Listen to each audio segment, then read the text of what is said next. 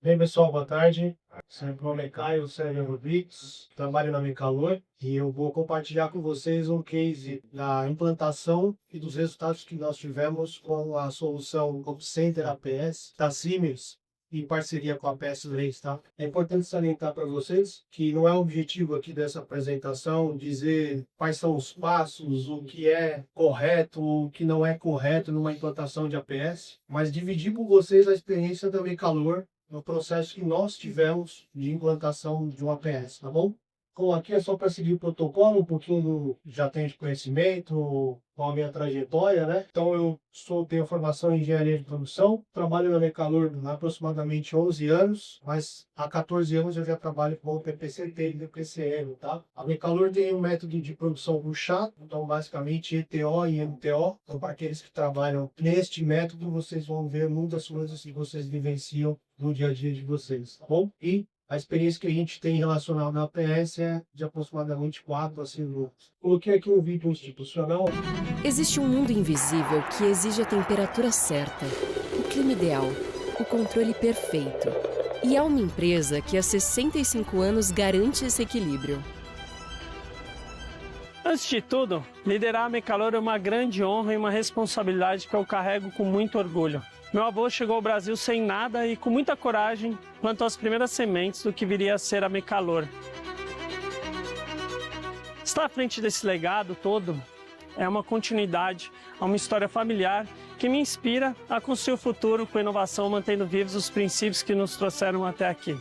Foi da união entre mecânica e calor que surgiu um nome que traduz a nossa essência, Mecalor. Nossa missão permanece a mesma: transformar a complexidade em solução. Levar a Mecalor para o México e a Colômbia foi mais do que uma expansão. Foi um movimento estratégico, sim, mas também um movimento humano. Hoje somos um grupo latino-americano, um grupo que compartilha conhecimento, valores e propósito. 65 anos depois, essa convicção se materializou em mais de 40 mil soluções entregues para empresas no Brasil e em mais de 20 países. Em 2019, nossa engenharia cruzou a primeira fronteira e chegou ao México. Agora, em 2025, celebramos um novo marco: a inauguração da Mecalor Andina. Uma planta pensada para atender a América Latina com ainda mais agilidade, precisão e presença. Na Mecalor, desenvolvemos soluções completas e personalizadas em engenharia térmica, unindo eficiência energética, confiabilidade e inovação para atender às mais diversas demandas dos setores industrial, hospitalar e tecnológico. Bom, por que eu coloquei esse vídeo? Além de apresentar a empresa, ele toca em dois tópicos principais que a gente vai falar a seguir. Deu para notar que a Mecalor é MTO mesmo. Então, nós programamos no PCP desde a etapa de engenharia, passando pelas fases de compras, almoxarifado, produção e expedição. Tá? Em muitas situações, isso não é como você programar a engenharia, você dar tempo para que a engenharia possa fazer a Bill of Material e possa dar o detalhamento dos desenhos para a fábrica. Tá? E um outro ponto importante é que nós temos muitas restrições na nossa área de teste e foi desenvolvida uma solução dentro do APS, em parceria com a PS3, para que a gente pudesse trabalhar essas restrições e programá-las de forma adequada. Então, antes do APS, quais eram os problemas que a gente enfrentava? Primeiro, é importante dizer que a nossa programação era 100% manual. Não, nós tínhamos um sistema informatizado, não era em papel, não era em planilhas, mas era 100% manual. Era necessário que o programador digitasse todas as ordens, que ele colocasse todo o roteiro, dissesse qual o início, qual o final, mas sempre digitando. Então isso gerava um tempo elevado na programação, e uma limitação diária, já que o nosso contingente dentro da equipe era enxuto. Então a gente acabava até muitas vezes limitando a quantidade que a gente conseguia de programação durante um determinado dia. Paralelo a isso, você tem baixa confiabilidade, porque quando você faz tudo manual, você pode incorrer em erros. A limitação cognitiva também era um problema, porque quando você tem muitas variáveis e é o ser humano ali trabalhando, quando chegava no final do dia, você já não conseguia mais relacionar aquela quantidade de variáveis que você precisava para que você não cometesse aqueles erros crassos de eu vou colocar a etapa de teste antes, na verdade depois da embalagem, por exemplo. Isso acontecia em algumas situações. Ou colocar um mesmo recurso para realizar duas atividades ao mesmo tempo. Eram coisas não tão comuns no dia a dia, mas aconteciam, tá? A gente tinha uma dificuldade em prever cenários. Então, quando alguém chegava para a gente e perguntava, tá, e se eu colocar essa máquina como prioridade, se eu aumentar a venda em 10%, 5%, qual é o impacto disso na sua programação? Quais pedidos você vai atrasar ou não? O que vai acontecer? Então, nós tínhamos que fazer isso manualmente, realizar todo esse cenário, uma nova programação, e se esse cenário não se convertesse em realidade, devolver a antiga programação. Era um trabalho extremamente manual e uma visibilidade de capacidade produtiva muito limitada, porque a gente ainda não tinha todos os roteiros muito bem definidos, toda aquela base que é necessária quando você vai implementar um APS. Então, junto com o APS 3, nós fizemos toda essa base. Nós fizemos o ET, coletamos todos os tempos, fizemos o GBO, balanceamos todas as operações, criamos os roteiros que não eram existentes, e aí sim nós conseguimos jogar esses dados consolidados, né, dentro da nossa base e aí começar a fazer a programação com o APS. Então, quais os ganhos que nós tivemos inicialmente? Eu diria que foram dentro do setor de PCP. Nós não tivemos ganhos nessa primeira onda que pudessem se refletir em ganhos reais pro negócio, mas eram ganhos ainda para o setor de PCP, né? Qualidade e flexibilidade, o sequenciamento passou a ser integrado, então aqueles erros de sequenciamento pararam de acontecer. As restrições dinâmicas que eram limitadas pela capacidade cognitiva ali do programador passaram a ser muito mais assertivas. Os cenários, né, que eu disse antes, a gente conseguiu prever cenários, né, começar a dar as respostas mais rápidas e mais precisas. E a produtividade em escala, a gente conseguia agora programar um número, eu diria, já ilimitado de ordens de serviço. Nós não estávamos mais limitados àquelas 20 ordens diárias. Tá? Eu chamo de ordem de serviço, mas em alguns lugares chama de OP, tem várias formas de considerar. Né? E aí aqui é a solução que a gente deu para a nossa engenharia, tá? Para programação, mais precisamente falando da engenharia.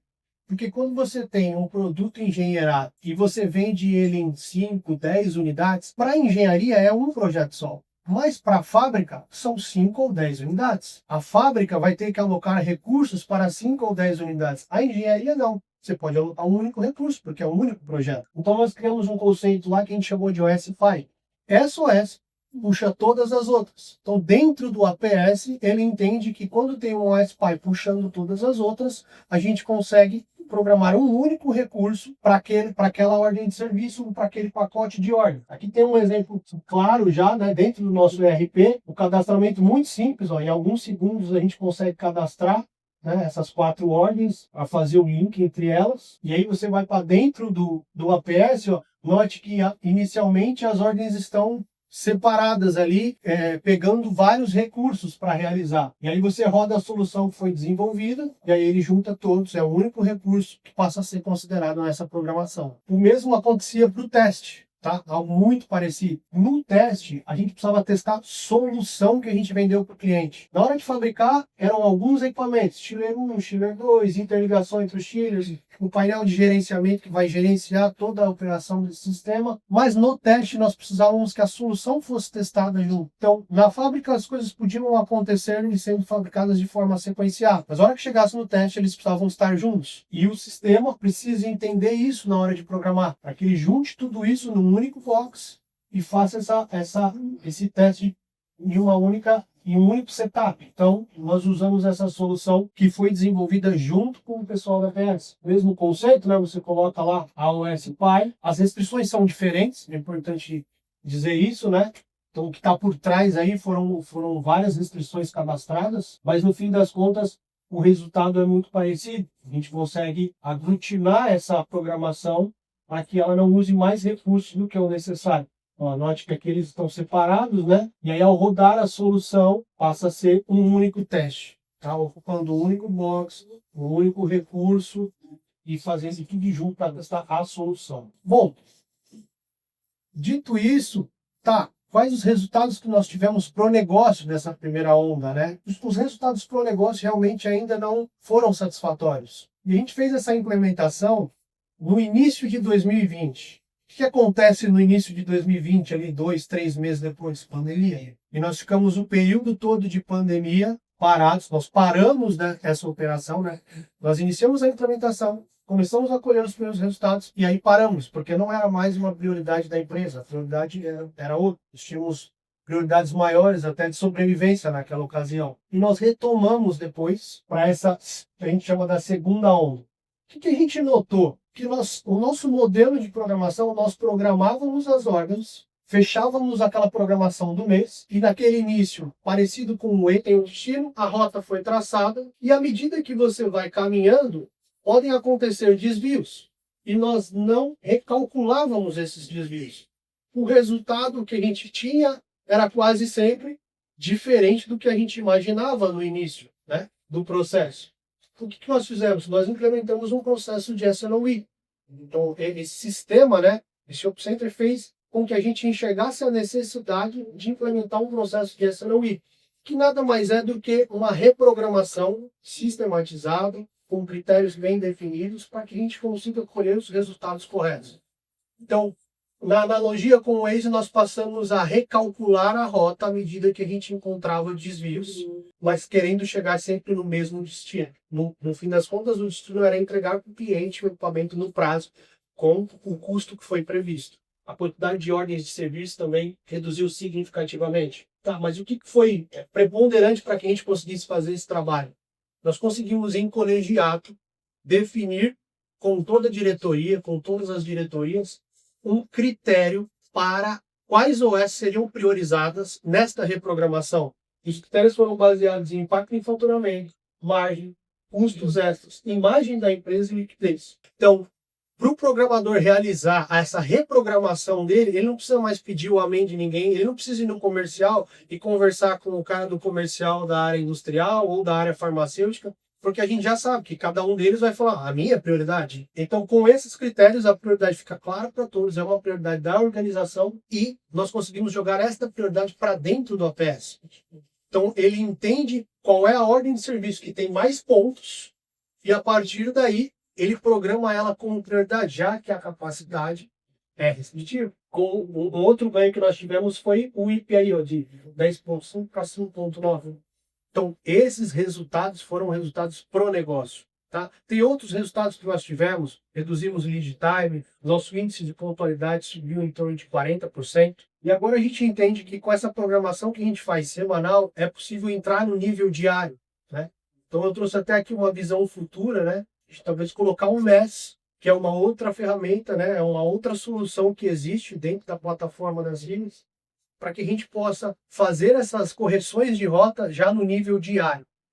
Bom, aqui eu só coloquei alguns agradecimentos, né? Isso não seria possível sem o nosso CEO, sem o empowerment dele, né? O nosso diretor de supply chain e toda a equipe de PCP que nos ajudou realizando esse trabalho. Esse é o meu contato, se alguém quiser compartilhar, tirar alguma dúvida, se alguém quiser mais informações a respeito dessa implantação, desse trabalho que foi realizado, estou aberto, pode me mandar. É isso, gente. Espero ter contribuído aí com vocês.